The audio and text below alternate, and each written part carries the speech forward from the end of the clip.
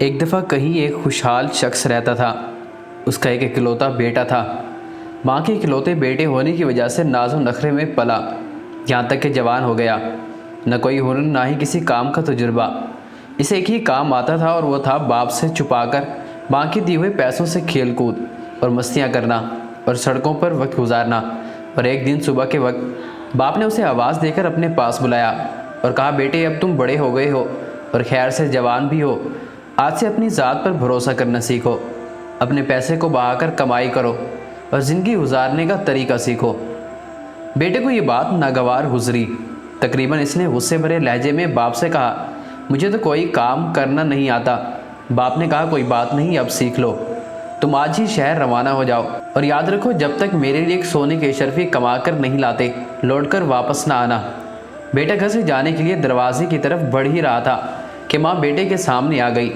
مٹھی میں چھپائی ہوئی اشرفی بیٹے کو دیتے ہوئے بولی کہ شہر چلے جاؤ، لوٹ کر یہ اشرفی باپ کو لا کر دینا اور کہنا کہ میں شہر سے کما کر لایا ہوں۔ اور یہ نوجوان خوشی خوشی گھر سے روانہ ہو گیا۔ شام گئے لوٹ کر بیٹے نے ویسے ہی کیا جس طرح اس کی ماں نے اسے سمجھایا تھا۔ سیدھا باپ کے پاس جا کر بولا، ابا جان یہ لیجئے سونے کے اشرفی، میں نے سارا دن بہت جان لڑکا کر کام کیا اور بہت ہی مشکل سے یہ اشرفی کما کر آپ کے پاس لایا ہوں۔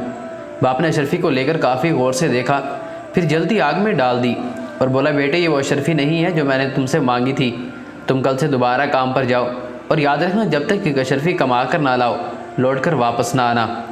بیٹا خاموش سے باپ کی حرکت کو دیکھتا رہا، نہ کوئی احتجاج اور نہ کوئی رد عمل تھا۔ دوسرے دن شہر کو جانے کے لیے گھر سے باہر نکلتے ہوئے دروازے میں ماں کو پھر منتظر پایا۔ ماں نے اس کی مٹھی پر ایک اور اشرفی رکھتے ہوئے کہا، بیٹا اس بار جلدی واپس نہ آنا، شہر میں 2 یا 3 دن رکے رہنا اور پھر لوٹ کر باپ کو یہ اشرفی لا دینا۔ بیٹے نے شہر جا کر ماں کے کہے پر عمل کیا۔ 3 دن کے بعد گھر لوٹ کر سیدھا باپ کے پاس گیا اور اشرفی اسے تھماتے ہوئے کہا، اے والد محترم یہ لیجیے سونے کی اشرفی، اسے کمانے کے لیے مجھے بہت سخت محنت کرنا پڑی ہے۔ باپ نے اشرفی لی اور کافی غور سے دیکھا اور دوبارہ یہ کہتے ہوئے آگ میں پھینک دی کہ بیٹے یہ وہ اشرفی نہیں ہے جو میں چاہتا ہوں، کل تم پھر دوبارہ جاؤ اور یہ اشرفی کما کر لاؤ۔ اس کا بیٹا بغیر کوئی ایک لفظ بولے خاموش رہا۔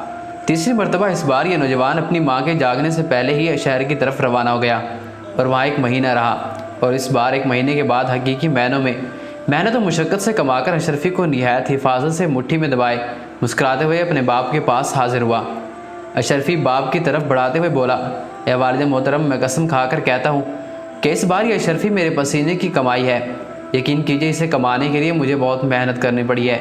سونے کے اشرفی کو ہاتھ میں لے کر باپ کافی غور سے دیکھتا رہا۔ اس سے پہلے کہ اس کا باپ اشرفی کو آگ میں ڈالنے کے لیے ہاتھ بڑھاتا، نوجوان نے آگے بڑھ کر باپ کا ہاتھ تھام لیا۔ اس بار باپ ہنس دیا اور آگے بڑھ کر بیٹے کو گلے لگاتے ہوئے کہا، اب بنے ہو نوجوان، بے شک یہ اشرفی تیری محنت اور پسینے کی کمائی ہے، کیونکہ اسے ضائع ہونا تجھ سے نہیں دیکھا گیا، جبکہ اس سے پہلے میں 2 بار اشرفیاں آگ میں پھینک چکا ہوں مگر تجھے کوئی افسوس نہیں ہوا تھا۔ سچ ہے کہ بغیر محنت کے آنے والا مال جاتا بھی تو اسی آسانی سے ہے جس طرح آتا ہے۔ محنت کی کمائی میں برکت ہوتی ہے اور محنت کی کمائی کبھی ضائع نہیں ہوتی۔ ہمیشہ اپنی محنت سے کمائی اور حلال کمائیں تاکہ آپ اس دنیا میں سکون سے رہ سکیں اور آخرت میں بھی۔